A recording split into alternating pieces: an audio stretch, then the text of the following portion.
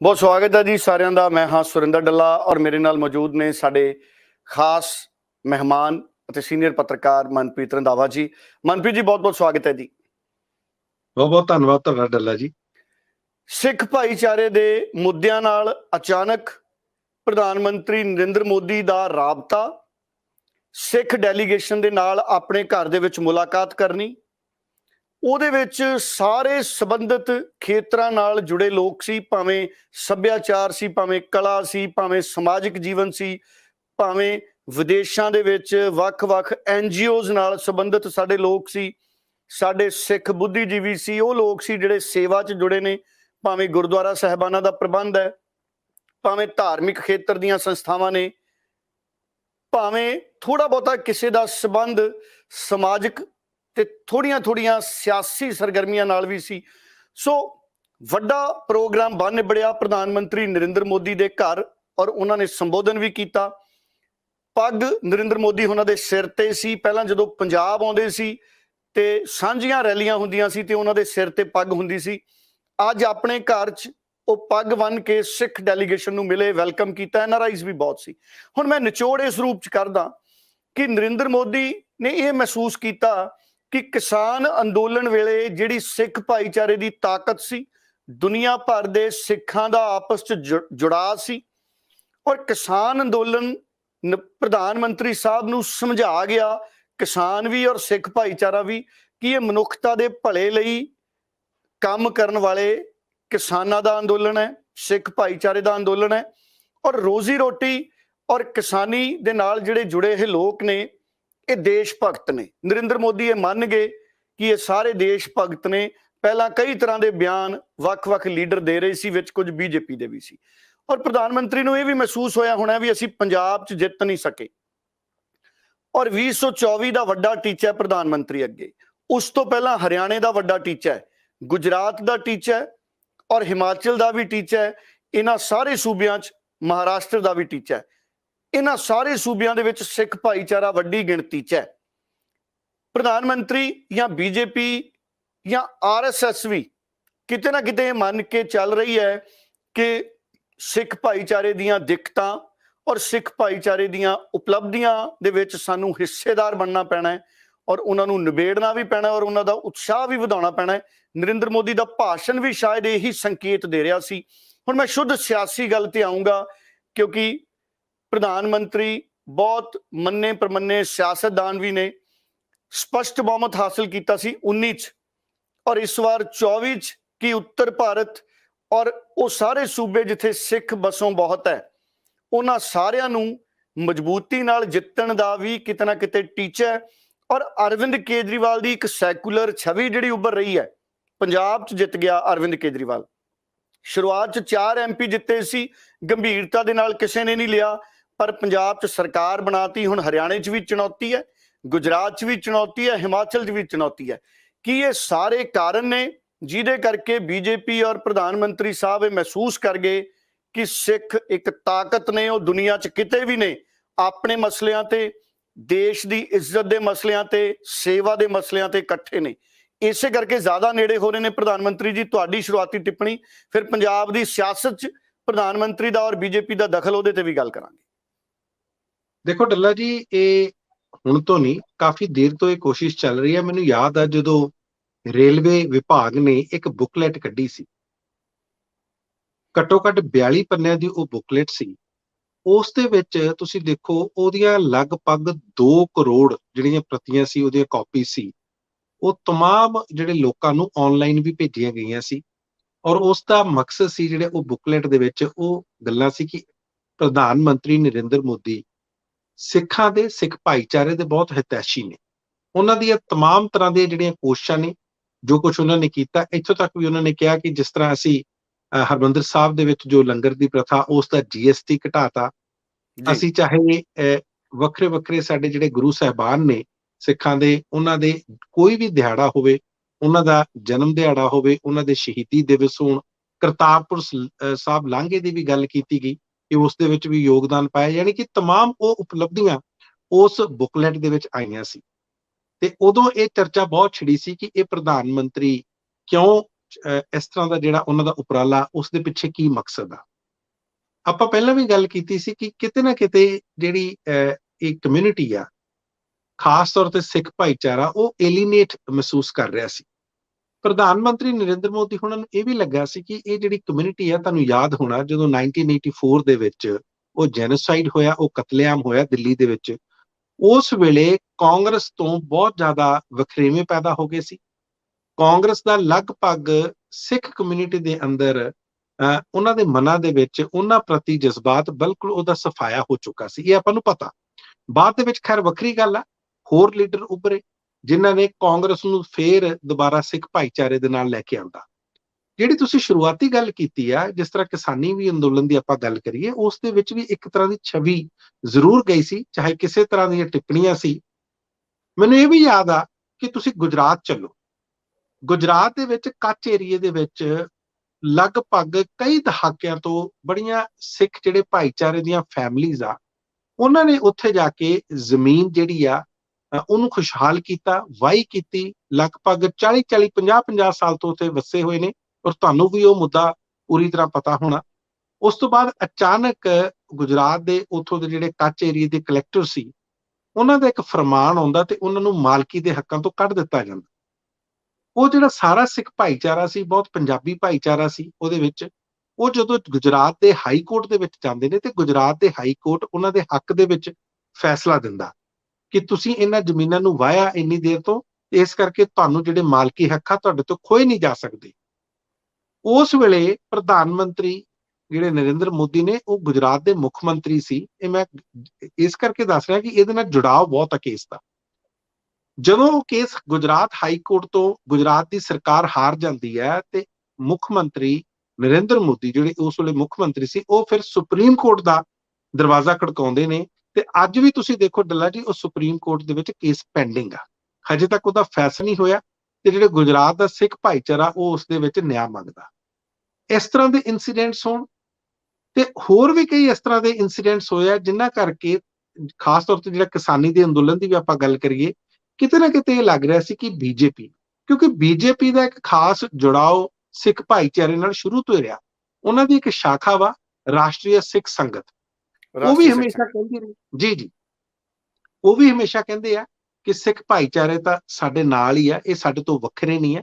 ਇਸ ਉੱਤੇ ਵੀ ਕਈ ਤਰ੍ਹਾਂ ਦੀ ਗੱਲ ਹੋਈ ਸੀ। ਲੇਕਿਨ ਪਿਛਲੇ ਦਿਨਾਂ ਦੇ ਵਿੱਚ ਜੋ ਐਕਸ਼ਨ ਹੋਇਆ, ਇਹ ਸਾਰਾ ਕੁਝ ਹੋਇਆ, ਉਸ ਚੀਜ਼ ਨੇ ਬੀਜੇਪੀ ਨੂੰ ਵੀ ਤੇ ਨਰਿੰਦਰ ਮੋਦੀ ਜਿਹੜੇ ਪ੍ਰਧਾਨ ਮੰਤਰੀ ਨੇ ਇਹਨਾਂ ਨੂੰ ਵੀ, ਤੇ ਬਹੁਤ ਸਾਰੇ ਜਿਹੜੇ RSS ਨੂੰ, ਉਹ ਸਿੱਖਾਂ ਤੋਂ, ਸਿੱਖ ਭਾਈਚਾਰੇ ਤੋਂ ਦੂਰ ਕਰਤਾ। ਇਸ ਦੌਰਾਨ ਜਿਹੜੇ ਸਾਡੇ ਅਕਾਲ ਤਖਤ ਸਾਹਿਬ ਦੇ ਜਥੇਦਾਰ ਨੇ, ਐਕਟਿੰਗ ਜਥੇਦਾਰ ਗਿਆਨੀ ਹਰਪ੍ਰੀਤ ਸਿੰਘ, ਤੁਹਾਨੂੰ ਯਾਦ ਹੋਣਾ ਉਹਨਾਂ ਦੀਆਂ ਵੀ ਟਿੱਪਣੀਆਂ ਆਈਆਂ ਸੀ, ਜਦੋਂ ਉਹਨਾਂ ਨੇ ਇੱਥੋਂ ਤੱਕ ਕਹਿ ਦਿੱਤਾ ਸੀ ਕਿ RSS ਨੂੰ ਬੈਨ ਕਰਨਾ ਚਾਹੀਦਾ। ਤੁਹਾਨੂੰ ਬਹੁਤ ਚੰਗੀ ਤਰ੍ਹਾਂ ਯਾਦ ਹੋਣਾ, ਇਸ ਟਿੱਪਣੀ ਦੀ ਵੀ ਉਦੋਂ ਗੱਲ ਹੋਈ ਸੀ।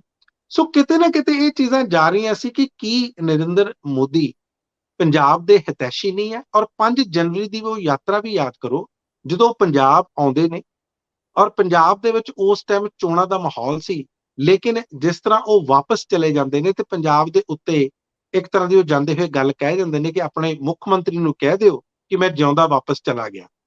ਉਸ ਚੀਜ਼ ਨੂੰ ਵੀ ਲੈ ਕੇ ਇੱਕ ਤਰ੍ਹਾਂ ਦਾ ਪੰਜਾਬ ਦੇ ਲੋਕਾਂ ਨੂੰ ਬੀਜੇਪੀ ਦੇ ਖਿਲਾਫ ਜਾਂ ਪ੍ਰਧਾਨ ਮੰਤਰੀ ਦੇ ਖਿਲਾਫ ਇੱਕ ਇਸ ਤਰ੍ਹਾਂ ਦਾ ਲੱਗ ਰਿਹਾ ਸੀ ਕਿ ਸ਼ਾਇਦ ਆਪਸ ਦੇ ਵਿੱਚ ਮਤਭੇਦ ਬਹੁਤ ਆ ਗਏ ਨੇ, ਕਿਉਂਕਿ ਪੰਜਾਬ ਤਾਂ ਹਮੇਸ਼ਾ ਹੀ ਪਿਆਰ ਕਰਨ ਵਾਲਾ। ਇਹਨਾਂ ਚੀਜ਼ਾਂ ਦਾ ਜਿਹੜਾ ਮੈਸੇਜ ਸੀ ਉਹ ਡੱਲਾ ਜੀ, ਉਹ ਬਾਹਰਲੇ ਮੁਲਕਾਂ ਦੇ ਵਿੱਚ ਜਿੱਥੇ NRI ਭਾਈਚਾਰਾ ਰਹਿੰਦਾ, ਉਹ ਚਾਹੇ ਨਾਰਥ ਅਮਰੀਕਾ ਹੋਵੇ, ਚਾਹੇ ਉਹ ਯੂਰਪ ਹੋਵੇ, ਚਾਹੇ ਆਸਟ੍ਰੇਲੀਆ ਹੋਵੇ, ਨਿਊਜ਼ੀਲੈਂਡ ਹੋਵੇ, ਜਿੱਥੇ ਜਿੱਥੇ ਵੀ ਰਹਿੰਦਾ ਭਾਈਚਾਰਾ, ਉਹਨਾਂ ਦੇ ਵਿੱਚ ਇੱਕ ਮੈਸੇਜ ਇਸ ਤਰ੍ਹਾਂ ਦਾ ਗਿਆ ਕਿ ਕੀ ਜਿਹੜੀ ਭਾਜਪਾ ਦੀ ਵੀ ਸਰਕਾਰ ਆ ਉਹ ਸਿੱਖ ਹਿਤੈਸ਼ੀ ਨਹੀਂ ਹੈ, ਸਿੱਖ ਭਾਈਚਾਰੇ ਦੇ ਕਿਸੇ ਨਾ ਕਿਸੇ ਤਰ੍ਹਾਂ ਦੇ ਉਹਨਾਂ ਦੇ ਮਤਭੇਦ ਨੇ।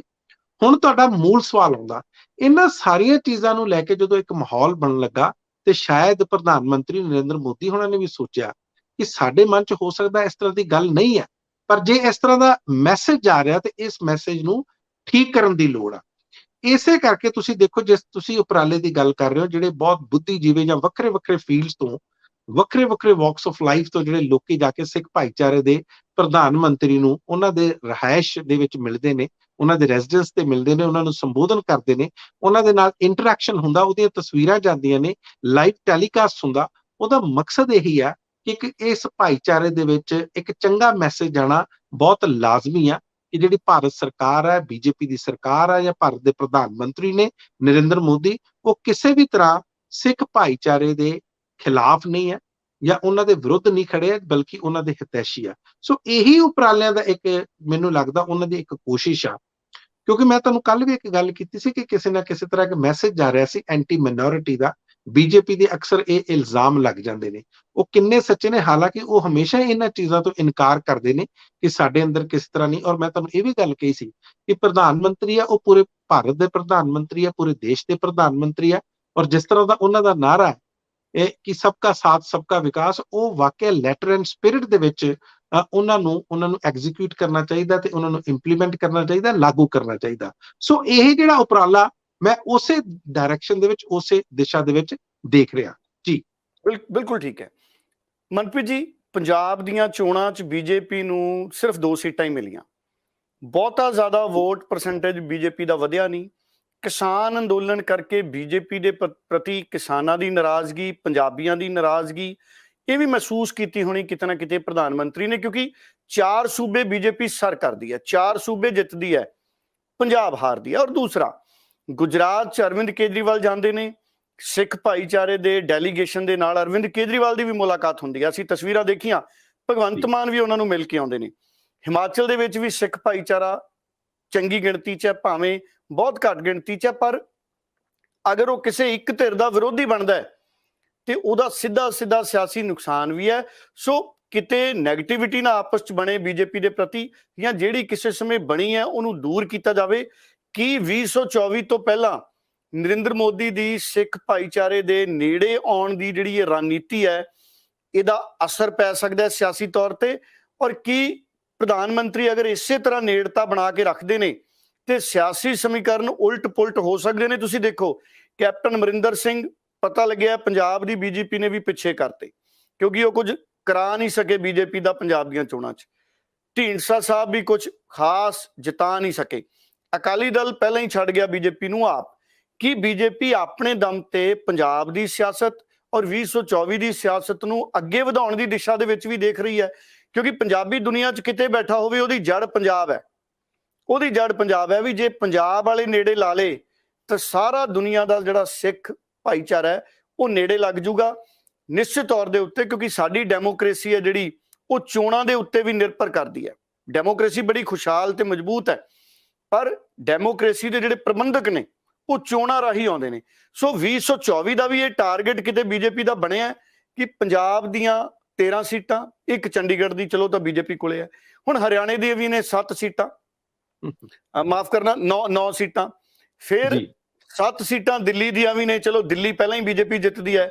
ਹਰਿਆਣਾ, ਪੰਜਾਬ, ਹਿਮਾਚਲ ਇਹ ਵੱਡੇ ਸੂਬੇ, ਇਹਦੇ ਨਾਲ ਨਾਲ ਜੰਮੂ ਕਸ਼ਮੀਰ, ਉੱਥੇ ਵੀ ਸਿੱਖ ਵਸੋਂ ਹੈ। ਫਿਰ ਮਹਾਰਾਸ਼ਟਰ ਵੀ ਤੁਸੀਂ ਲੈ ਲਓ। ਜੇ ਮੈਂ ਮੋਟੀ ਗੱਲ ਕਰਾਂ, ਜਿੱਥੇ ਬਹੁਤ ਵਸੋਂ ਹੈ, ਉਹ ਉਂਝ ਤਾਂ ਜਿਹੜੇ ਸਿੱਖ ਭਾਈਚਾਰਾ ਸਾਡਾ ਉਹ ਸਾਰੇ ਦੇਸ਼ ਦੇ ਵਿੱਚ ਹੀ ਅਸੀਂ ਹੈਗੇ ਹਾਂ, ਕਿਤੇ ਨਾ ਕਿਤੇ ਮਿਨੋਰਿਟੀ ਦੇ ਵਿੱਚ ਤਾਂ ਹੈਗੇ ਹਾਂ, ਕਿਤੇ ਘੱਟ ਤੇ ਕਿਤੇ 2% ਤੇ ਕਿਤੇ ਪੰਜਾਬ 'ਚ ਜੀ 'ਚ ਅਸੀਂ ਬਹੁਤ ਵੱਡੀ ਸਾਡੀ ਪਰਸੈਂਟੇਜ ਹੈ, ਅਸੀਂ ਸਭ ਤੋਂ ਵੱਡੇ ਹਾਂ। ਹੁਣ ਇਹ ਸਾਰੀਆਂ ਸਥਿਤੀਆਂ 'ਚ 2024 ਨੂੰ ਲੈ ਕੇ ਰਣਨੀਤੀ ਬਣੀ ਹੈ, ਉਹਨੂੰ ਇੰਪਲੀਮੈਂਟ ਕਰਨ ਦੀ ਕੋਸ਼ਿਸ਼ ਕੀਤੀ ਜਾ ਰਹੀ ਹੈ, ਇਹ ਵੀ ਸੋਚ ਸਕਦੇ ਹਾਂ ਅਸੀਂ। ਦੇਖੋ ਡੱਲਾ ਜੀ, ਮੈਂ ਤੁਹਾਨੂੰ ਇੱਕ ਚੀਜ਼ ਦੱਸਾਂ ਕਿ ਅਸਲ 'ਚ ਨਰਿੰਦਰ ਮੋਦੀ ਹੋਣਾ ਦਾ ਪੰਜਾਬ ਦੇ ਜਿਹੜੇ ਭਾਜਪਾ ਦੇ ਨੇਤਾ ਨੇ ਉਹਨਾਂ ਨੇ ਬਹੁਤ ਨੁਕਸਾਨ ਕੀਤਾ।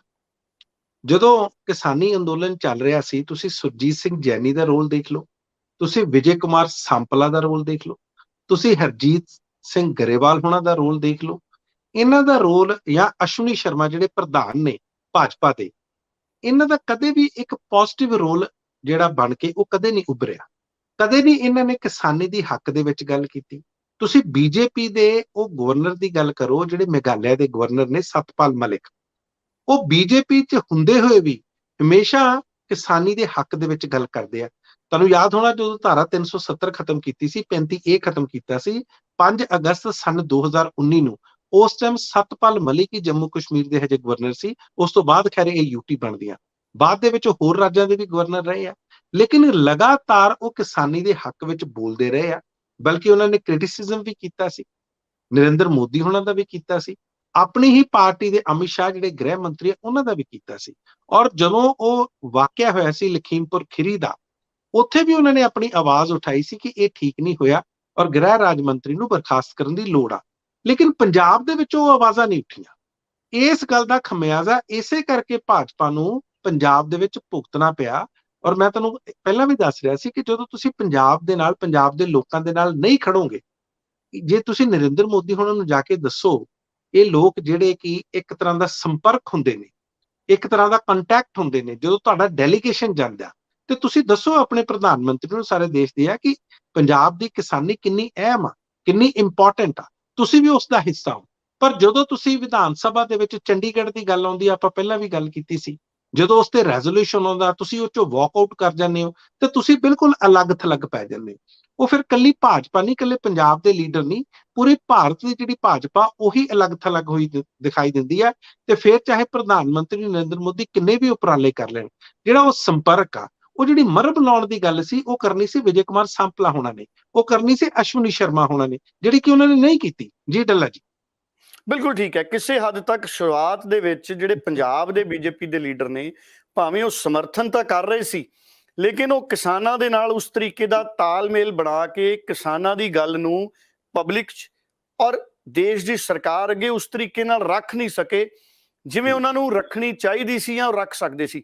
ਮੈਨੂੰ ਇਹ ਲੱਗਦਾ ਹੈ ਰੰਧਾਵਾ ਜੀ ਵੀ ਕਿਤੇ ਇਹ ਤਾਂ ਨਹੀਂ ਨਰਿੰਦਰ ਮੋਦੀ ਨੇ ਇਹ ਜਿੰਮਾ ਚੱਕ ਲਿਆ ਹੋਵੇ, ਪ੍ਰਧਾਨ ਮੰਤਰੀ ਸਾਹਿਬ ਨੇ, ਕਿ ਅੱਜ ਤੱਕ ਬੀਜੇਪੀ ਦਾ ਪੰਜਾਬ 'ਚ ਕੋਈ ਅਜਿਹਾ ਵੱਡਾ ਲੀਡਰ ਨਹੀਂ ਹੈ ਜਿਹੜਾ ਬੀਜੇਪੀ ਨੂੰ ਪੰਜਾਬ ਜਿਤਾ ਕੇ ਦੇ ਸਕੇ। ਹਰ ਸੂਬੇ 'ਚ ਬੀਜੇਪੀ ਕੋਲੇ ਕੋਈ ਨਾ ਕੋਈ ਵੱਡਾ ਲੀਡਰ ਹੈ। ਦੇਖੋ ਪਿਛਲੇ ਸਮੇਂ 'ਚ ਵੀ ਪ੍ਰਧਾਨ ਮੰਤਰੀ ਸਾਹਿਬ ਨੇ ਡੇਰਾ ਬਿਆਸ ਨਾਲ ਮੀਟਿੰਗ ਕੀਤੀ, ਸ਼੍ਰੀ ਅਕਾਲ ਤਖਤ ਸਾਹਿਬ ਦੇ ਜਥੇਦਾਰ ਨਾਲ ਅਮਿਤ ਸ਼ਾਹ ਮੀਟਿੰਗ ਕਰਕੇ ਗਏ, ਪੰਜਾਬ ਦੇ ਵੱਖ-ਵੱਖ ਸਿੱਖ ਸੰਗਠਨਾਂ ਦੇ ਨਾਲ ਨਰਿੰਦਰ ਮੋਦੀ ਜੀ ਔਰ ਅਮਿਤ ਸ਼ਾਹ ਜੀ ਇਹ ਵੀ ਮੀਟਿੰਗਾਂ ਕਰਦੇ ਰਹੇ। ਤੇ ਹੁਣ ਇੱਕ ਵਾਰੀ ਫੇਰ ਆਪਣੇ ਪਰਿਵਾਰ 'ਚ, ਘਰ 'ਚ ਉਹਨਾਂ ਨੇ ਇੱਕ ਸੰਮੇਲਨ ਰੱਖਿਆ ਜਿੱਥੇ ਉਹਨਾਂ ਨੇ ਸੰਬੋਧਨ ਕੀਤਾ, ਤਾਰੀਫ ਵੀ ਕੀਤੀ ਸਿੱਖ ਭਾਈਚਾਰੇ ਦੀ, ਲੰਗਰ ਦੀ ਭੂਮਿਕਾ 'ਚ ਤਾਰੀਫ ਕੀਤੀ। ਪ੍ਰਧਾਨ ਮੰਤਰੀ ਨੇ ਵੀ ਕਿਹਾ ਕਿ ਮੈਂ ਸਮੇਂ-ਸਮੇਂ ਤੇ ਗੁਰਦੁਆਰਾ ਸਾਹਿਬ ਜਾਣਾ, ਗੁਰੂ ਘਰ ਜਾਣਾ, ਜਿੰਨੀ ਵੱਧ ਤੋਂ ਵੱਧ ਜਿਹੜੇ ਸਿੱਖ ਭਾਈਚਾਰੇ ਦੇ ਲੋਕ ਨੇ, ਜਿਹੜੇ ਮੇਰੇ ਆਲੇ ਦੁਆਲੇ ਨੇ, ਉਹਨਾਂ ਤੋਂ ਮੈਂ ਬਹੁਤ ਕੁਝ ਸਮਝਦਾ, ਮੈਂ ਉਹਨਾਂ ਨੂੰ ਵੀ ਮਿਲਦਾ। ਉਹਨਾਂ ਨੇ ਇੱਜ਼ਤ ਵੀ ਕੀਤੀ ਕਿ ਦੁਨੀਆ ਭਰ 'ਚ ਮੈਂ ਕਿਤੇ ਜਾਣਾ ਤੇ ਜਿਹੜੀ ਸਿੱਖਾਂ ਦੀ ਭੂਮਿਕਾ ਹੈ ਦੁਨੀਆ ਦੀ ਆਰਥਿਕਤਾ 'ਚ, ਵੱਖ-ਵੱਖ ਮੁਲਕਾਂ 'ਚ ਉਹਨਾਂ ਨੇ ਜਿਹੜੀ ਥਾਂ ਬਣਾਈ ਹੈ, ਜਦ ਕਿ ਪੰਜਾਬ 'ਚ ਜਦੋਂ ਗਏ ਸੀ ਉਹਨਾਂ ਕੋਲੇ ਸਾਧਨ ਨਹੀਂ ਸੀ ਇੰਨੇ। ਸੋ ਉਹਨਾਂ ਨੇ ਤਾਰੀਫ ਕੀਤੀ, ਇਹ ਅਹਿਸਾਸ ਕਰਾਉਣ ਦੀ ਗੱਲ ਕੀਤੀ ਕਿ ਮੈਂ ਭਾਰਤ ਦਾ ਪ੍ਰਧਾਨ ਮੰਤਰੀ ਸਿੱਖ ਭਾਈਚਾਰੇ ਦੀ ਦੁਨੀਆ ਭਰ ਦੇ ਵਿੱਚ ਜਿਹੜੀ ਨਿਭਾਈ ਗਈ ਭੂਮਿਕਾ ਹੈ ਉਹਨੂੰ ਸਤਿਕਾਰ ਵੀ ਕਰਦਾ ਤੇ ਉਹਨੂੰ ਆਨਰ ਵੀ ਕਰਦਾ ਤੇ ਮਹਿਸੂਸ ਵੀ ਕਰ ਰਿਹਾ। ਫਿਰ ਇਹਦੇ ਪਿੱਛੇ ਫਿਰ ਉਹੀ ਗੱਲ ਆ ਜਾਂਦੀ ਹੈ ਵੀ ਕੀ ਦੇਸ਼ ਦੀ ਜਿਹੜੀ ਸਿੱਖ ਵੋਟ ਹੈ, ਹਾਲਾਂਕਿ ਸਾਰੀਆਂ ਚੀਜ਼ਾਂ ਰਾਜਨੀਤੀ ਦੇ ਵੋਟਾਂ ਦੇ ਦੁਆਲੇ ਨਹੀਂ ਘੁੰਮਦੀਆਂ, ਪਰ ਸਾਡੀ ਡੈਮੋਕ੍ਰੇਸੀ 'ਚ ਪ੍ਰਬੰਧ ਵੋਟਾਂ ਰਾਹੀਂ ਮਿਲਦਾ ਹੈ। ਇਸ ਕਰਕੇ ਗੱਲ ਨਾਲ ਬਣਦੀ ਹੈ ਕਰਨੀ ਕਿ ਇਹੀ ਟਾਰਗੇਟ ਤਾਂ ਨਹੀਂ ਵੀ ਕਿਤੇ ਕਾਂਗਰਸ 2024 ਦੀਆਂ ਚੋਣਾਂ ਨੂੰ ਲੈ ਕੇ ਪ੍ਰਸ਼ਾਂਤ ਕਿਸ਼ੋਰ ਦੇ ਨਾਲ ਰਣਨੀਤੀ ਬਣਾ ਰਹੀ ਹੈ। ਪ੍ਰਸ਼ਾਂਤ ਕਿਸ਼ੋਰ ਦੀ ਗੱਲ ਬਣੀ ਨਹੀਂ ਕਾਂਗਰਸ ਨਾਲ, ਪਰ ਬੀਜੇਪੀ ਦੇ ਰਣਨੀਤੀਕਾਰ ਪਹਿਲਾਂ ਹੀ ਸਾਰਾ ਕੁਝ ਤੈਅ ਕਰ ਚੁੱਕੇ ਨੇ ਕਿ ਅਸੀਂ 2024 ਤੋਂ ਪਹਿਲਾਂ ਕਿਵੇਂ ਅੱਗੇ ਵਧਣਾ ਹੈ। ਤੇ ਜ਼ਿੰਮੇਵਾਰੀ ਨਰਿੰਦਰ ਮੋਦੀ ਨੇ ਚੱਕੀ ਕਿ ਸਿੱਖ ਭਾਈਚਾਰੇ ਨੂੰ ਬੀਜੇਪੀ ਦੇ ਨਾਲ ਮੈਂ ਜੋੜੂੰਗਾ, ਕਿਉਂਕਿ ਬ੍ਰਾਂਡ ਨਰਿੰਦਰ ਮੋਦੀ ਹੈ। ਜਿਹੜੇ ਜਿਹੜੇ ਸੂਬੇ 'ਚ ਨਰਿੰਦਰ ਮੋਦੀ ਬ੍ਰਾਂਡ ਬਣ ਕੇ ਸਥਾਪਿਤ ਹੋ ਗਏ, ਉਹ ਸੂਬਾ ਬੀਜੇਪੀ ਕੋਲੋਂ ਗਿਆ ਨਹੀਂ, ਕਿਉਂਕਿ ਹੁਣ ਮੁਕਾਬਲਾ ਕਾਂਗਰਸ ਨਾਲ ਤਾਂ ਰਿਹਾ ਨਹੀਂ, ਹੁਣ ਮੁਕਾਬਲਾ ਅਰਵਿੰਦ ਕੇਜਰੀਵਾਲ ਨਾਲ ਹੈ। ਔਰ ਅਰਵਿੰਦ ਕੇਜਰੀਵਾਲ ਵੀ ਇੱਕ ਸੈਕੂਲਰ ਛਵੀ ਦਾ ਲੀਡਰ ਹੈ। ਅਰਵਿੰਦ ਕੇਜਰੀਵਾਲ ਵੀ ਦੇਖੋ ਪੰਜਾਬ 'ਚ ਸਰਕਾਰ ਬਣਾ ਗਿਆ ਜਿੱਥੇ ਸਿੱਖ ਬਹੁ ਗਿਣਤੀ ਹੈ। ਉਸ ਤੋਂ ਬਾਅਦ ਬੀਜੇਪੀ ਨੂੰ ਚਿੰਤਾ ਤਾਂ ਜ਼ਰੂਰ ਹੋਈ ਹੋਣੀ ਹੈ ਵੀ ਜੇ ਅਰਵਿੰਦ ਕੇਜਰੀਵਾਲ ਸਿੱਖ ਭਾਈਚਾਰੇ ਦੇ ਵਿੱਚ ਉਹ ਥਾਂ ਬਣਾ ਗਿਆ ਜਿਹੜੀ ਥਾਂ ਅਸੀਂ ਨਹੀਂ ਬਣਾ ਸਕੇ, ਤੇ ਆਉਂਦੇ ਸਮੇਂ 'ਚ ਪੋਲੀਟੀਕਲ ਚੁਣੌਤੀਆਂ ਤਾਂ ਸਾਡੇ ਅੱਗੇ ਵੀ ਰਹਿਣਗੀਆਂ। ਸੋ ਹੁਣ ਇਹ ਮੰਨ ਕੇ ਚੱਲੀਏ ਕਿ ਪੰਜਾਬ 'ਚ ਬੀਜੇਪੀ ਦੇ ਸਭ ਤੋਂ ਵੱਡੇ ਲੀਡਰ ਨਰਿੰਦਰ ਮੋਦੀ ਉਭਰਨਗੇ, ਕਿਉਂਕਿ ਦੂਜੀ ਲੀਡਰਸ਼ਿਪ ਕੋਈ ਇੰਨੀ ਜ਼ਿਆਦਾ ਪ੍ਰਭਾਵੀ ਸਾਨੂੰ ਦਿਖ ਨਹੀਂ ਰਹੀ। ਔਰ ਬੀਜੇਪੀ ਕੋਲੇ ਕਾਫੀ ਕੋਸ਼ਿਸ਼ਾਂ ਤੋਂ ਬਾਅਦ ਕੋਈ ਵੱਡਾ ਸਿੱਖ ਲੀਡਰ ਮਿਲਿਆ ਨਹੀਂ। ਕਿਸੇ ਵੇਲੇ ਨਵਜੋਤ ਸਿੰਘ ਸਿੱਧੂ ਸੀ, ਹੁਣ ਉਹ ਕਾਂਗਰਸ ਨਾਲ ਹੈ। ਅਜਿਹੀਆਂ ਸਥਿਤੀਆਂ 'ਚ ਤੁਸੀਂ ਕਿਵੇਂ ਇਸ ਗੱਲ ਨੂੰ ਵਿਆਖਿਆ ਕਰੋਗੇ ਕਿ 2024 ਤੋਂ ਪਹਿਲਾਂ ਨਰਿੰਦਰ ਮੋਦੀ ਦੀ ਰਣਨੀਤੀ ਦੇ ਨਾਲ ਇੱਕ ਵੱਡਾ ਵੋਟ ਬੈਂਕ ਨਾਲ ਜੋੜਿਆ ਜਾ ਸਕਦਾ ਹੈ? ਇਹ ਕੋਸ਼ਿਸ਼ ਹੈ ਜਾਂ ਕੁਝ ਹੋਰ ਹੈ? ਦੇਖੋ, ਇੱਕ ਚੀਜ਼ ਸਾਨੂੰ ਬੜੀ ਚੰਗੀ ਤਰ੍ਹਾਂ ਸਮਝਣੀ ਪਊਗੀ। ਤੁਸੀਂ ਨਵਜੋਤ ਸਿੰਘ ਸਿੱਧੂ ਦੀ ਗੱਲ ਕੀਤੀ ਹੈ, ਨਵਜੋਤ ਸਿੰਘ ਸਿੱਧੂ ਭਾਜਪਾ ਦੇ ਪੰਜਾਬ ਦੇ ਇੱਕ ਮੋਹਰੀ ਲੀਡਰ ਵਾਂਗੂ ਇੱਕ ਵੱਡੇ ਆਗੂ ਹੋ ਕੇ ਉੱਭਰ ਸਕਦੇ ਸੀ। ਉਹ ਇੱਥੋਂ ਦੇ ਚੀਫ ਮਿਨਿਸਟਰ ਦਾ ਉਹਨਾਂ ਦਾ ਇੱਕ ਚਿਹਰਾ ਵੀ ਹੋ ਸਕਦੇ ਸੀ। ਪਰ ਬੀਜੇਪੀ ਨੇ ਆਪ ਹੀ ਨਵਜੋਤ ਸਿੰਘ ਸਿੱਧੂ ਨੂੰ ਪਾਸੇ ਕਰਤਾ। ਤੁਸੀਂ ਸੰਨ 2014 ਦੀ ਗੱਲ ਕਰ ਰਹੇ ਹੋ ਔਰ ਯਾਦ ਕਰੋ ਕਿਸ ਤਰ੍ਹਾਂ ਉਹਨਾਂ ਨੂੰ ਅੰਮ੍ਰਿਤਸਰ ਤੋਂ ਹਟਾ ਕੇ ਅਰੁਣ ਜੇਤਲੀ ਨੂੰ ਉੱਥੋਂ ਲੜਾਇਆ ਗਿਆ ਸੀ। ਅਰੁਣ ਜੇਤਲੀ ਖੈਰ ਹਾਰ ਗਏ ਸੀ, ਇਹ ਵੀ ਆਪਾਂ ਨੂੰ ਪਤਾ। ਔਰ ਉਸ ਵੇਲੇ ਹਾਰੇ ਸੀ ਜਦੋਂ ਪ੍ਰਧਾਨ ਮੰਤਰੀ ਨਰਿੰਦਰ ਮੋਦੀ ਹੁਣਾਂ ਦੀ ਪੂਰੀ ਲਹਿਰ ਸੀ, ਭਾਜਪਾ ਦੀ ਲਹਿਰ ਸੀ। ਕਾਂਗਰਸ ਉਦੋਂ ਸੱਤਾ ਚੋਂ ਬਾਹਰ ਜਾ ਰਹੀ ਸੀ, ਲੇਕਿਨ ਆਪਣੇ ਵਿਅਕਤੀਆਂ ਨੂੰ ਕਈ ਵਾਰੀ ਉਹ ਨਹੀਂ ਸਾਂਭ ਕੇ ਰੱਖ ਸਕਦੇ। ਇਹ ਵੀ ਭਾਜਪਾ ਦੇ ਨਾਲ ਇਹ ਗੱਲ ਆਈ ਹੈ ਕਿ ਆਪਸ ਦੇ ਵਿੱਚ ਕਈ ਵਾਰੀ ਗੁੱਟਬਾਜੀ ਵੀ ਹੁੰਦੀ ਆ।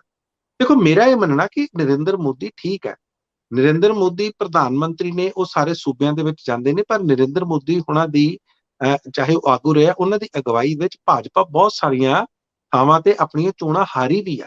ਮਹਾਰਾਸ਼ਟਰ ਏਡਾ ਵੱਡਾ ਜਿਹੜਾ ਉਹ ਭਾਜਪਾ ਨਰਿੰਦਰ ਮੋਦੀ ਹੁਣਾਂ ਨੇ ਬਥੇਰੀਆਂ ਰੈਲੀਆਂ ਕੀਤੀਆਂ, ਨਹੀਂ ਉਹ ਜਿੱਤ ਸਕੇ। ਵੈਸਟ ਬੰਗਾਲ ਉਹ ਮਮਤਾ ਬੈਨਰਜੀ ਤੋਂ ਲਗਾਤਾਰ 2 ਵਾਰੀ ਹਾਰੇ ਆ। ਰਾਜਸਥਾਨ ਉਹ ਹਾਰੇ ਆ, ਮੱਧ ਪ੍ਰਦੇਸ਼ ਉਹ ਹਾਰੇ ਆ, ਦਿੱਲੀ ਉਹ ਹਾਰੇ ਆ, ਪੰਜਾਬ ਉਹ ਹਾਰਿਆ। ਇਹ ਨਹੀਂ ਹੈ ਕਿ ਨਰਿੰਦਰ ਮੋਦੀ ਇਨਵਿੰਸੀਬਲ ਆ, ਬੜੀ ਵਾਰੀ ਉਹ ਆਪਣੀਆਂ ਜਿਹੜੀਆਂ ਇਹ ਸਾਰੀਆਂ ਚੋਣਾਂ ਹਾਰੇ ਆ। ਜੀ ਤੁਸੀਂ ਕੁਝ ਪੁੱਛ ਰਹੇ ਹੋ? ਬਿਲਕੁਲ, ਤੁਹਾਡੇ ਸਵਾਲ 'ਚ ਇੱਕ ਬਹੁਤ ਵੱਡਾ ਰਹੱਸ ਵੀ ਹੈ। ਜਿਹੜੀ ਤੁਸੀਂ ਗੱਲ ਕਰ ਰਹੇ ਹੋ, ਬਿਲਕੁਲ ਉਹਦੇ ਨਾਲ ਸਹਿਮਤੀ ਬਣ ਸਕਦੀ ਹੈ ਬਹੁਤ ਵੱਡੀ ਗਿਣਤੀ 'ਚ ਲੋਕਾਂ ਦੀ ਕਿ ਹਾਂ, ਬੰਗਲੌਰ ਹਾਰੇ ਆ, ਮਹਾਰਾਸ਼ਟਰ ਹਾਰੇ ਨੇ। ਅਸੀਂ ਦੇਖਿਆ ਪਿਛਲੇ ਸਮੇਂ 'ਚ ਰੰਧਾਵਾ ਜੀ, ਅਕਸਰ ਇੱਕ ਨਵਾਂ ਸ਼ਬਦ ਆ ਗਿਆ, ਧਰੁਵੀਕਰਨ।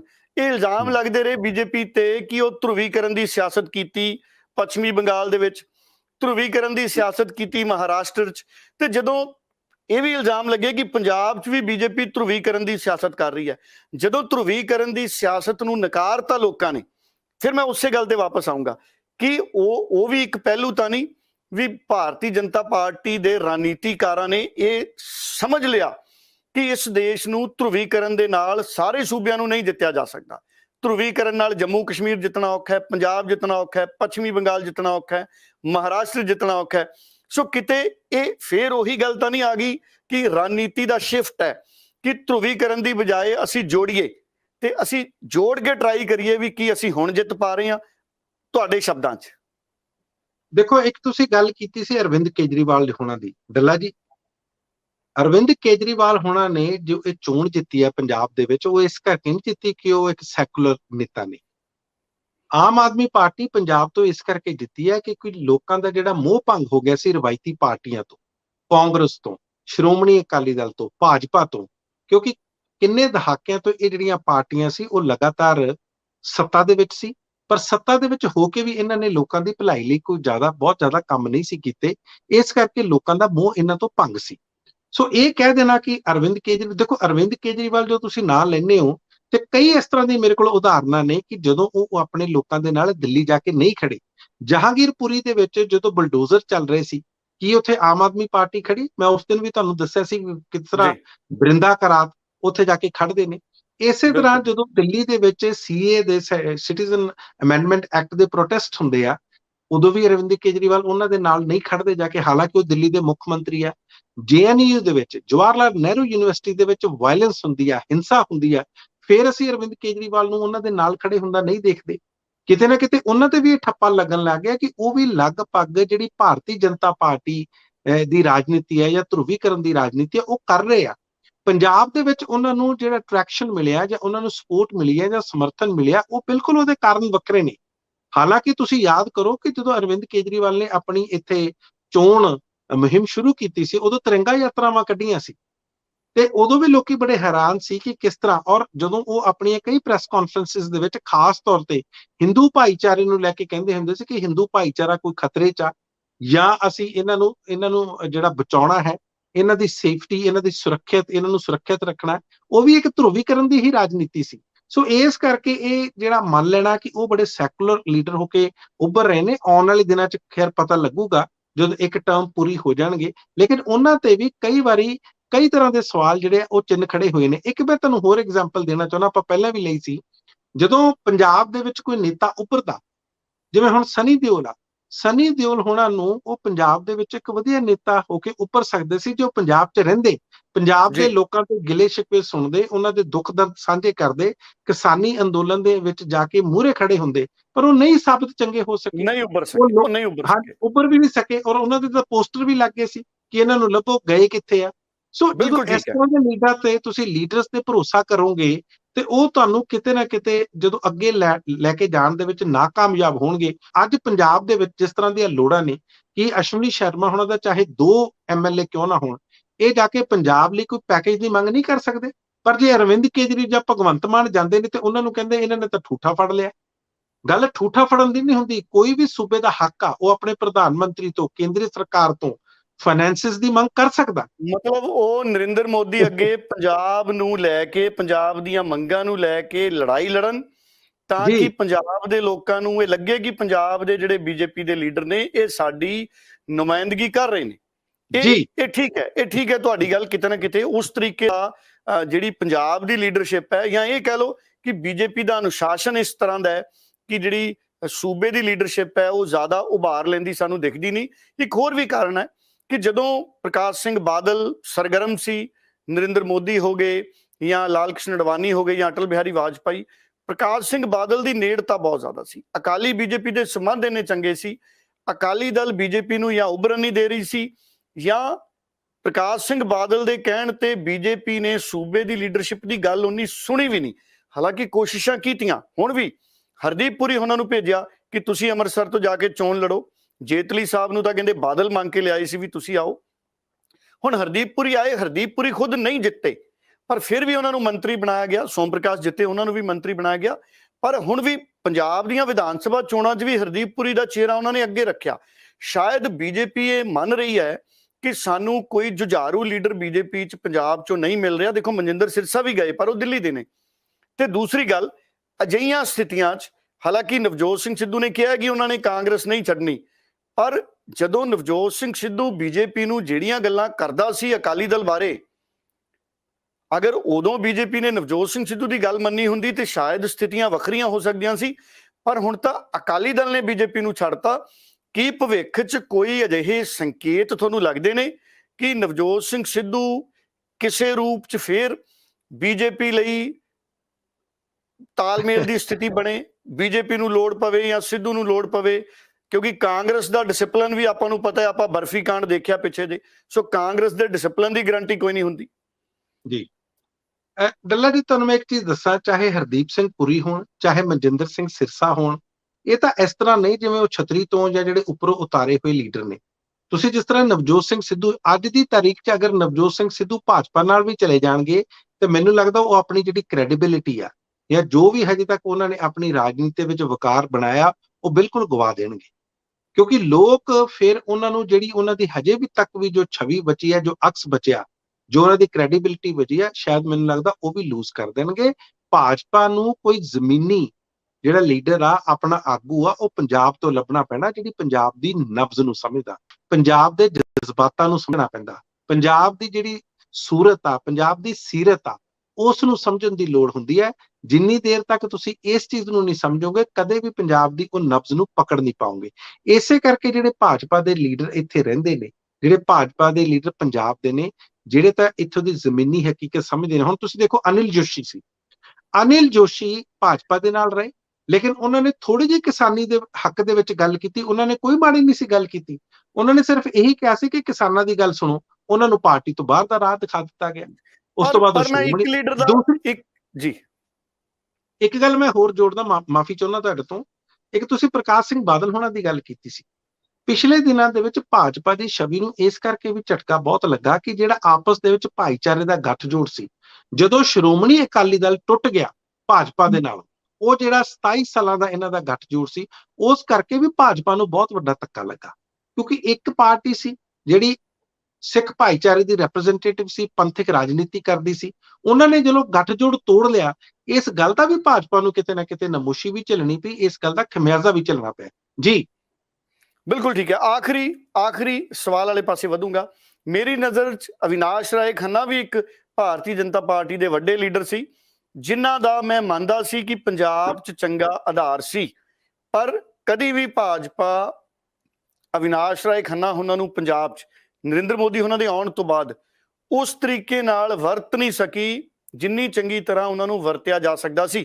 ਭਾਵੇਂ ਉਹਨਾਂ ਨੂੰ ਰੈੱਡ ਕਰਾਸ ਦੇ ਵਿੱਚ ਭੇਜਿਆ ਗਿਆ, ਭਾਵੇਂ ਜੰਮੂ ਕਸ਼ਮੀਰ ਦੇ ਪ੍ਰਭਾਰੀ ਬਣਾਏ ਗਏ, ਪਰ ਅਗਰ ਅਵਿਨਾਸ਼ ਰਾਏ ਖੰਨਾ, ਕਿਉਂਕਿ ਉਹ ਇੱਕ ਸੈਕੂਲਰ ਚਿਹਰਾ ਹੈ, ਜਿਵੇਂ ਅਟਲ ਬਿਹਾਰੀ ਵਾਜਪਾਈ ਬਹੁਤ ਵੱਡੇ ਸੈਕੂਲਰ ਚਿਹਰੇ ਸੀ, ਅਗਰ ਅਵਿਨਾਸ਼ ਰਾਏ ਖੰਨਾ ਨੂੰ ਵੀ ਭਾਰਤੀ ਜਨਤਾ ਪਾਰਟੀ ਪੰਜਾਬ 'ਚ ਵੱਡੇ ਚਿਹਰੇ ਦੇ ਤੌਰ ਤੇ ਪਿਛਲੇ ਸਮੇਂ 'ਚ ਲਾਂਚ ਕਰਦੀ ਤੇ ਮੈਨੂੰ ਲੱਗਦਾ ਉਹਦੇ ਨਾਲ ਫਾਇਦੇਮੰਦ ਸਥਿਤੀਆਂ ਬਣ ਸਕਦੀਆਂ ਸੀ, ਕਿਉਂਕਿ ਉਹ ਇੱਕ ਵੱਡੇ ਕੱਦ ਦੇ ਪੰਜਾਬੀ ਲੀਡਰ ਨੇ। ਹੋ ਸਕਦਾ ਆਉਣ ਵਾਲੇ ਸਮੇਂ 'ਚ ਸਾਨੂੰ ਅਵਿਨਾਸ਼ ਰਾਏ ਖੰਨਾ ਉਹਨਾਂ ਦੀਆਂ ਜ਼ਿੰਮੇਦਾਰੀਆਂ ਵੀ ਪੰਜਾਬ 'ਚ ਨਜ਼ਰ ਆਉਣ, ਪਰ ਮੂਲ ਰੂਪ 'ਚ ਅਗਰ ਮੋਦੀ ਪੰਜਾਬ ਦੀ, ਪੰਜਾਬੀਆਂ ਦੀ, ਸਿੱਖ ਭਾਈਚਾਰੇ ਨਾਲ ਮੁਹੱਬਤ ਦੀ, ਨੇੜਤਾ ਦੀ, ਜੁੜਾਅ ਦੀ ਕਮਾਂਡ ਆਪਣੇ ਹੱਥ 'ਚ ਲੈਂਦੇ ਨੇ ਤੇ ਕਿੰਨਾ ਕੁ ਤੁਹਾਨੂੰ ਫਰਕ 2024 ਦੀਆਂ ਚੋਣਾਂ 'ਚ ਨਜ਼ਰ ਆਊਗਾ, ਪੰਜਾਬ ਦੀਆਂ 13 ਸੀਟਾਂ ਖਾਸ ਤੌਰ ਤੇ?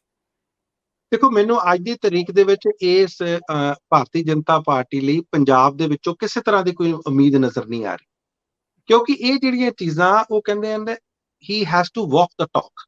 ਉਹ ਜੋ ਕਹਿੰਦੇ ਨੇ ਉਹ ਕਰਕੇ ਦਿਖਾਉਣਾ ਪਊਗਾ, ਉਹ ਇਮਾਨਦਾਰੀ ਨਾਲ ਕਰਕੇ ਦਿਖਾਉਣਾ ਪਊਗਾ। ਸਿਰਫ ਸਟੇਟਮੈਂਟਸ ਨਾਲ, ਕੁਝ ਭਾਈਚਾਰੇ ਦੇ ਲੋਕਾਂ ਨੂੰ ਮਿਲਣ ਦੇ ਨਾਲ ਜਾਂ ਟਿੱਪਣੀਆਂ ਕਰਨ ਨਾਲ ਉਹ ਜਿਹੜੀ ਜਗ੍ਹਾ ਪੰਜਾਬ ਦੇ ਲੋਕਾਂ ਦੇ, ਕਿਉਂਕਿ ਪੰਜਾਬ ਦੇ ਲੋਕਾਂ ਨੇ ਬਹੁਤ ਸੰਤਾਪ ਭੋਗਿਆ, 1947 ਦਾ ਵੀ ਭੋਗਿਆ, ਉਸ ਤੋਂ 1984 ਦਾ ਵੀ ਭੋਗਿਆ, ਪਿਛਲੇ ਦਿਨਾਂ ਦੇ ਵਿੱਚ ਕਿਸਾਨੀ ਅੰਦੋਲਨ ਦਾ ਵੀ ਭੋਗਿਆ। ਉਹ ਵੀ ਪਤਾ ਜਦੋਂ 750 ਕਿਸਾਨ, ਅੱਜ ਦੇਖੋ ਜਿਹੜੀ ਕਿਸਾਨਾਂ ਦੀ ਮੰਗਾਂ। ਮੈਂ ਇੱਕ ਚੀਜ਼ ਹੋਰ ਤੁਹਾਨੂੰ ਕਹਿਣਾ ਚਾਹੂੰਗਾ, ਮੈਂ ਇਸ ਤੋਂ ਪਹਿਲਾਂ ਕਿ ਭੁੱਲ ਜਾ ਉਹ ਗੱਲ, ਉਹ ਤੁਹਾਨੂੰ ਯਾਦ ਕਰਾਉਣਾ। ਜਦੋਂ ਅਸੀਂ ਪਿਛਲੇ ਦਿਨਾਂ ਦੇ ਵਿੱਚ 21 ਅਪ੍ਰੈਲ ਨੂੰ ਜਿਸ ਤਰ੍ਹਾਂ ਲਾਲ ਕਿਲੇ ਦੇ ਵਿੱਚ 400 ਸਾਲਾ ਸ਼੍ਰੀ ਗੁਰੂ ਤੇਗ ਬਹਾਦਰ ਜੀ ਦਾ ਜਨਮ ਦਿਹਾੜਾ ਮਨਾਇਆ ਗਿਆ, ਉਸ ਟਾਈਮ ਬਹੁਤ ਸਾਰੇ ਲੋਕਾਂ ਨੂੰ ਉਮੀਦ ਸੀ ਕਿ ਸ਼ਾਇਦ ਨਰਿੰਦਰ ਮੋਦੀ ਕਿਸੇ ਤਰ੍ਹਾਂ ਦੀ ਕੋਈ ਇਸ ਤਰ੍ਹਾਂ ਦਾ ਐਲਾਨ ਕਰਨ ਜਿਸ ਦਾ ਸਿੱਖ ਭਾਈਚਾਰੇ ਨੂੰ ਇੱਕ ਮੈਸੇਜ ਜਾਵੇ।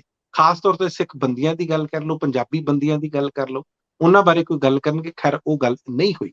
ਸੋ ਇਸ ਤਰ੍ਹਾਂ ਦੀਆਂ ਜਿਹੜੀਆਂ ਗੱਲਾਂ ਹੈਗੀਆਂ, ਉਹ ਚਾਹੁੰਦੇ ਨੇ ਕਿ ਇਸ ਮੁਕਾਮ ਤੇ, ਇਸ ਸਟੇਜ ਤੇ ਆ ਕੇ ਉਹ ਕੁਛ ਨਾ ਕੁਛ ਇਸ ਤਰ੍ਹਾਂ ਦਾ ਕਰਨ ਤਾਂ ਕਿ ਵਾਕਿਆ ਲੱਗੇ ਕਿ ਉਹ ਸਿੱਖ ਭਾਈਚਾਰੇ ਦੇ ਨਾਲ ਖੜੇ ਆ। ਘੱਟੋ ਘੱਟ ਕਿਸਾਨਾਂ ਦੀਆਂ ਜਿਹੜੀਆਂ ਮੰਗਾਂ, ਉਹ ਜਿਹੜੀ ਕਮੇਟੀ ਬਣਾਉਣ ਨੂੰ ਕਹਿੰਦੇ ਸੀ, ਘੱਟੋ ਘੱਟ ਉਸੇ ਕਮੇਟੀ ਨੂੰ ਬਣਾ ਦੇਣ। ਜੀ, ਪੰਜਾਬ ਇੱਕ ਉਹ ਸਟੇਟ ਆ ਜਿੱਥੋਂ ਕੱਲੀਆਂ ਕਿਸਾਨਾਂ ਦੀਆਂ ਸੈਕਰੀਫਾਈਸਿਸ ਨਹੀਂ, ਇੱਥੋਂ ਬਹੁਤ ਸਾਰਾ ਸਾਡਾ ਜਿਹੜਾ ਭਾਈਚਾਰਾ ਉਹ ਫੌਜ ਦੇ ਵਿੱਚ ਆ।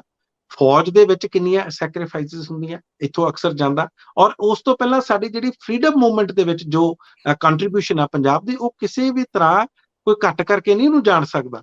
ਸਾਰਿਆਂ ਨੂੰ ਪਤਾ ਕਿ ਕਿੰਨੀ ਵੱਡੀ। ਸੋ ਇਸ ਜਿਹੜਾ ਇਹਦਾ ਪਿਛੋਕੜ ਆ, ਜਿਹੜਾ ਇਤਿਹਾਸ ਆ ਪੰਜਾਬ ਦਾ, ਉਹ ਬਹੁਤ ਗੌਰਵਮਈ ਆ। ਉਹ ਸਾਰੇ ਉਸ ਤੇ ਫਖਰ, ਹਾਂਜੀ, ਉਹ ਫਖਰ ਮਹਿਸੂਸ ਕਰਦੇ ਨੇ। ਸੋ ਇਸ ਚੀਜ਼ ਨੂੰ ਉਹਨਾਂ ਨੂੰ ਇੱਜ਼ਤ ਦੇਣੀ ਪਊਗੀ। ਜਿਸ ਤਰ੍ਹਾਂ ਕਿਹਾ ਜਾਂਦਾ ਕਿ ਪੰਜਾਬੀਆਂ ਦੀ ਤੁਸੀਂ ਪਿਆਰ ਨਾਲ ਚਾਹੇ ਜਾਨ ਲੈ ਲਓ, ਸੋ ਗੱਲ ਉਹੀ ਆ। ਉਹ ਪਿਆਰ, ਉਹ ਇੱਜ਼ਤ, ਉਹ ਰਿਸਪੈਕਟ ਉਹ ਦੇਣੀ ਪਏਗੀ, ਤਾਂ ਜਾ ਕੇ ਤੁਸੀਂ ਉਹਨਾਂ ਦੇ ਦਿਲ 'ਚ ਘਰ ਬਣਾਓਗੇ। ਨਹੀਂ ਤਾਂ ਇਸ ਤਰ੍ਹਾਂ ਸਿਰਫ ਟਿੱਪਣੀਆਂ ਨਾਲ ਜਾਂ ਇਸ ਤਰ੍ਹਾਂ ਕੋਈ ਸਮਾਗਮ ਕਰਨ ਨਾਲ ਇਹ ਚੀਜ਼ਾਂ ਨਹੀਂ ਬਣਨੀਆਂ। ਜੀ ਡੱਲਾ ਜੀ, ਬਿਲਕੁਲ ਠੀਕ ਹੈ। ਸੋ ਬਿਲਕੁਲ ਠੀਕ ਹੈ। ਪਿਛਲੇ ਸਮੇਂ 'ਚ ਕੁਝ ਲੀਡਰਾਂ ਨੇ ਜਿਹੜੀ ਆਵਾਜ਼ ਚੱਕੀ ਕਿਸਾਨਾਂ ਪ੍ਰਤੀ, ਕੁਝ ਬੀਜੇਪੀ ਦੇ ਲੀਡਰ ਵੀ ਸੀ, ਹਾਲਾਂਕਿ ਵੱਡੀ ਲੀਡਰਸ਼ਿਪ ਨੇ ਉਹਨੂੰ ਨਕਾਰਿਆ, ਪਰ ਠੀਕ ਹੈ, ਕੁਝ ਜਗ੍ਹਾ ਦੇ ਉੱਤੇ ਜਿਹੜਾ ਇੱਕ ਡਿਫਰੈਂਸ ਆਫ ਓਪੀਨੀਅਨ ਹੈ, ਉਹਨੂੰ ਕਰੈਕਟ ਕਰਨਾ ਪਏਗਾ। ਉਹਨੂੰ ਇੱਕ ਕੈਮਿਸਟਰੀ ਦਾ ਸ਼ਬਦ ਹੈ ਇਕੁਲਿਬਰੀਅਮ, ਉਹ ਇੱਕ ਇਕੁਲਿਬਰੀਅਮ ਬਣਾਉਣਾ ਪਊਗਾ। ਸਮਾਜਿਕ ਤਾਲਮੇਲ ਕਹਿ ਲਓ ਜਾਂ ਸਮਾਜਿਕ ਦ੍ਰਿਸ਼ਟੀਕੋਣ ਦੇ ਨਜ਼ਰੀਏ ਤੋਂ ਸਾਨੂੰ ਸਾਰਿਆਂ ਨੂੰ ਸਮਝਾਉਣਾ ਪਊਗਾ ਕਿ ਅਸੀਂ ਇੱਕੋ ਜਿੱਕਾ ਸੋਚਦੇ ਹਾਂ। ਪਰ ਯਤਨ ਹੈ, ਸਿਆਸਤ ਦੇ ਵਿੱਚ ਯਤਨ ਹੈ, ਡੈਮੋਕ੍ਰੇਸੀ ਨੂੰ ਸੁਧਾਰਨ ਦੀ ਕੋਸ਼ਿਸ਼ ਹੈ। ਹਾਲ ਦੀ ਘੜੀ ਬਹੁਤ ਬਹੁਤ ਧੰਨਵਾਦ, ਤੁਸੀਂ ਬੜੇ ਗਹਿਰੇ ਵਿਚਾਰ ਆਪਣੇ ਰੱਖੇ। ਇਹ ਗੱਲ ਤੋਰਨੀ ਇਸ ਕਰਕੇ ਜ਼ਰੂਰੀ ਸੀ ਕਿਉਂਕਿ ਕੌਮੀ ਪੱਧਰ ਦੇ ਉੱਤੇ ਬਹੁਤ ਘੱਟ ਹੋਇਆ ਜਦੋਂ ਦੇਸ਼ ਦੇ ਪ੍ਰਧਾਨ ਮੰਤਰੀ ਨੇ ਇਸ ਤਰੀਕੇ ਨਾਲ ਰੁਚੀ ਲੈ ਕੇ ਇੰਨੀ ਗੰਭੀਰਤਾ ਅੱਜ ਦੇ ਸਮੇਂ 'ਚ ਦਿਖਾਈ ਹੋਵੇ, ਜਦੋਂ ਚੋਣਾਂ ਨੇੜੇ ਨਹੀਂ, ਚੋਣਾਂ ਬਹੁਤ ਦੂਰ ਹੈ। ਔਰ ਇਹ ਵੀ ਗੱਲ ਤੈਅ ਹੈ, ਅਗਰ ਕੋਈ ਕਿਸੇ ਲਈ ਕੁਝ ਕਰਦਾ ਹੈ, ਅਗਰ ਦੇਸ਼ ਦੀ ਸਰਕਾਰ ਜਾਂ ਪ੍ਰਧਾਨ ਮੰਤਰੀ ਨਰਿੰਦਰ ਮੋਦੀ ਸਿੱਖ ਭਾਈਚਾਰੇ ਦੀਆਂ ਸਮੱਸਿਆਵਾਂ ਲਈ, ਉਹਨਾਂ ਨੂੰ ਬਿਹਤਰੀ ਨਾਲ ਸਮਝਣ 'ਚ, ਦੁਨੀਆ ਭਰ 'ਚ ਬੈਠੇ ਸਿੱਖਾਂ ਦੀਆਂ ਸਮੱਸਿਆਵਾਂ ਨੂੰ ਹੱਲ ਕਰਨ ਦੀ ਦਿਸ਼ਾ 'ਚ ਕੋਈ ਭੂਮਿਕਾ ਅਦਾ ਕਰਦੇ ਨੇ ਤੇ ਉਹ ਸਰਾਹਿਆ ਵੀ ਜਾਊਗਾ ਤੇ ਪੰਜਾਬੀ ਲੋਕ ਵੋਟ ਦੇ ਕੇ ਧੰਨਵਾਦ ਵੀ ਕਰਨਾ ਜਾਣਦੇ ਨੇ ਬੜੀ ਚੰਗੀ ਤਰ੍ਹਾਂ। ਕੇਜਰੀਵਾਲ ਨੂੰ ਤਾਜ਼ਾ ਧੰਨਵਾਦ ਸਾਡੇ ਪੰਜਾਬੀਆਂ ਨੇ ਹੁਣੇ ਕਿਤਾ। ਸੋ ਬਹੁਤ ਬਹੁਤ ਧੰਨਵਾਦ ਮਨਪ੍ਰੀਤ ਜੀ, ਤੁਸੀਂ ਖਾਸ ਤੌਰ ਤੇ ਇਸ ਖਾਸ ਚਰਚਾ ਦਾ ਹਿੱਸਾ ਬਣੇ। ਬਹੁਤ ਬਹੁਤ ਧੰਨਵਾਦ ਮਨਪ੍ਰੀਤ ਰੰਧਾਵਾ ਜੀ। ਧੰਨਵਾਦ ਡੱਲਾ ਜੀ।